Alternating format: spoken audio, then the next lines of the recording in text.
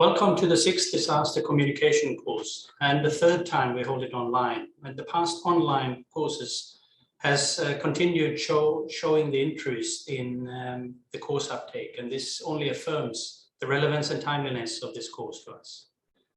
To effectively communicate, we must realize that we are all different in ways of how we perceive disaster risk, and we need to use this understanding in a guide on how we communicate with others. And although we live in an age that is called information technology age, we sometimes find ourselves not able to communicate in certain situations. And there are many platforms now also to get the important messages across, the social networks like Facebook, Twitter, TikTok, etc. And we should continue using these even when we reach out to target disaster risk communities, audience, in the fastest and most cost-effective way. In one such of the sessions that we're going to hold in the next days, we will provide you with tips on how to optimize and use of such platform and the traps to avoid, to not be engrossed in the apps themselves, but being able to get back to getting the message across. And we have to recognize these platforms have their merits, but they also have their limitations. There is also a need to maintain personal connection, to read body language and to show empathy in these situations. And whether we realize it or not, there is an inherent assumption in the things we say and do. For example, if we are trying to communicate a concept around disaster risk reduction or COVID-19 or risk communication plan, we often assume that the person understands its importance.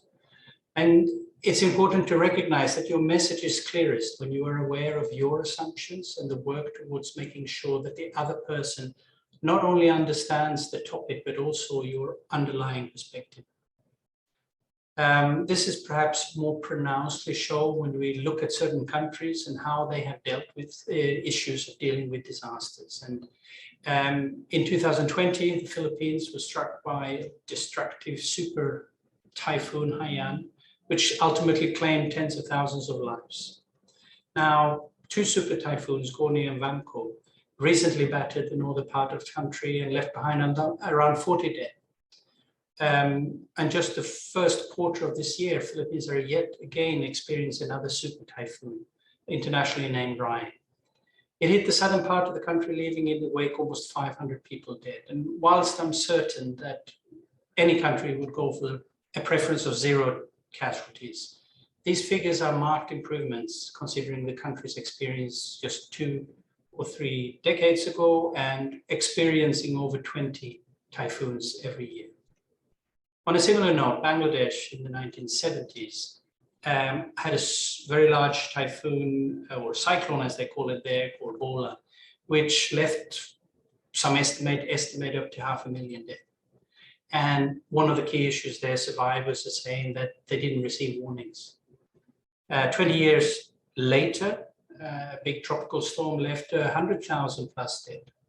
And in 1991 and in 2000, Typhoon Sidir left behind almost 5,000 dead.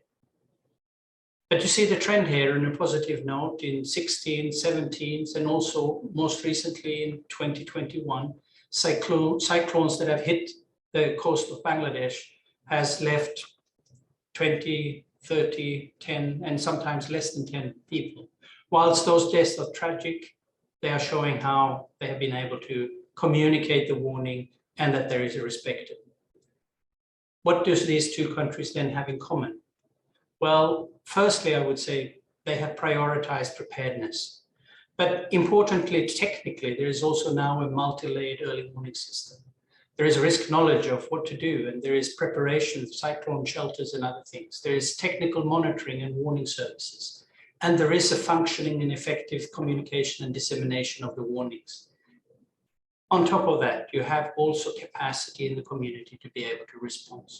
Communication plays a vital role here in making sure that people are able to respond and protect themselves. And we will cover sessions in these areas during the coming weeks as well.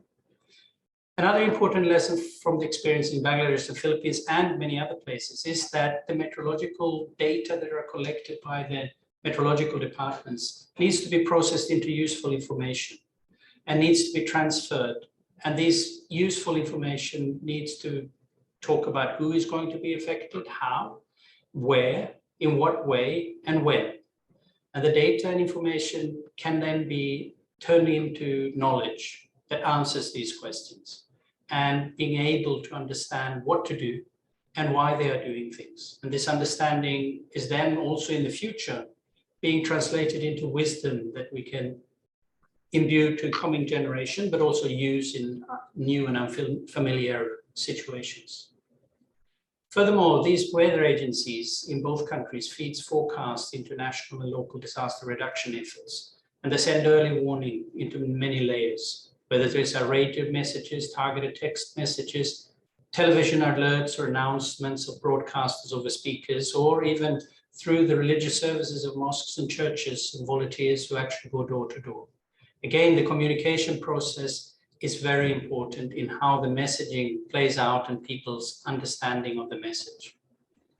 I'm also happy to know that we have participants from the Philippines and Bangladesh, and they will be able to share their experiences and learn from you also in how we best deal with risk communication. We take communication for granted, partly because we do it so frequently, but it's actually a complex process. And it's important that we understand that process. The frequency of the act has allowed many people to go complacent, so they don't put so much effort in communicating the message. It's important, and when you are successful in disaster risk reduction or climate resilience or business continuation, we need to be able to communicate seriously and well. And the act of communication is very important in translating your understanding and ideas into others' understanding and ideas. And is a basis for the language of leadership, being able to communicate well and in a clear manner. So as a disaster risk communicator, you need to be able to hone these skills and know how to communicate, how to make sure that there is an understanding of what you are communicating. It's not conflated with and complicated by fake news and misinformation, etc., etc.